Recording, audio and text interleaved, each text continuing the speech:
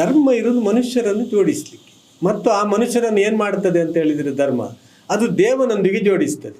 ಈ ಮನುಷ್ಯರನ್ನು ಬೇರೆ ಮಾಡುವಂಥದ್ದು, ಮನುಷ್ಯರನ್ನು ಬೇರ್ಪಡಿಸುವಂಥದ್ದು, ಬೇರೆ ರೀತಿಯಿಂದ ಮನುಷ್ಯರನ್ನು ಕಾಣಲಿಕ್ಕೆ ಹೇಳುವಂಥದ್ದು ಅದು ಧರ್ಮ ಅಲ್ಲ.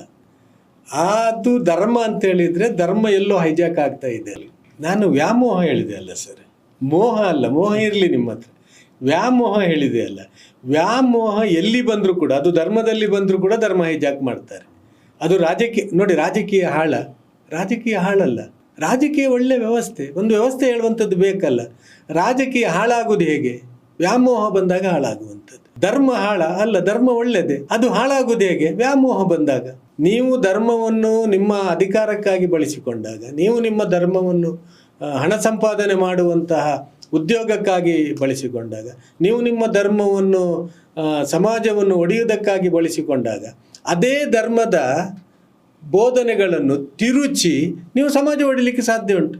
ನಿಮ್ಮಲ್ಲಿ ಜನಸೇವೆ ಹೇಳುವಂಥದ್ದು ಬಂದುಬಿಟ್ರೆ, ನನ್ನವ ಹೇಳುವಂಥ ವಿಚಾರಗಳು ಬಂದುಬಿಟ್ರೆ, ಮತ್ತು ನನ್ನ ತಪ್ಪುಗಳನ್ನು ನನ್ನ ಕರ್ಮಗಳನ್ನು ಒಬ್ಬ ನೋಡುವವನು ಇದ್ದಾನೆ ಹೇಳುವಂತಹ ವಿಷಯ ನಿಮ್ಮಲ್ಲಿ ಬಂದುಬಿಟ್ರೆ, ಅಥವಾ ಈ ಜನ್ಮದ ನಂತರ ಇನ್ನೊಂದು ಜನ್ಮ ಉಂಟು, ಆ ಜನ್ಮದಲ್ಲಿ ನಾನು ಪ್ರಶ್ನೆಗೆ ಉತ್ತರ ಕೊಡಲಿಕ್ಕಿದೆ, ನಾನು ಪ್ರಶ್ನಾತೀತ ಅಲ್ಲ ಹೇಳುವಂತಹ ವಿಷಯಗಳು ಬಂದುಬಿಟ್ರೆ, ಇಲ್ಲಿಯ ಕೆಡುಕಿಗೆ, ಇಲ್ಲಿ ಮಾಡುವಂತಹ ಅನ್ಯಾಯಕ್ಕೆ ಮತ್ತು ಇಲ್ಲಿ ಮಾಡುವಂತಹ ಜನರಿಗೆ ಕೊಡುವಂತಹ ಸಂಕಷ್ಟಕ್ಕೆ ಅವ ವಿಚಾರಣೆ ಮಾಡುವವನಿದ್ದಾನೆ, ಅವನ ವಿಚಾರಣೆ ನಡೀತದೆ ಹೇಳುವಂತಹ ಅಸ್ಪಷ್ಟವಾದಂತಹ ಸತ್ಯ ಅಥವಾ ಅಸ್ಪಷ್ಟವಾದಂಥ ವಾಸ್ತವಿಕತೆ ಜನರಿಗೆ ಅರ್ಥ ಮಾಡಿದರೆ, ಸೊ ಅದು ಧರ್ಮದಿಂದಲೇ ಅರ್ಥ ಮಾಡಲಿಕ್ಕೆ ಸಾಧ್ಯ ಆಗುತ್ತೆ.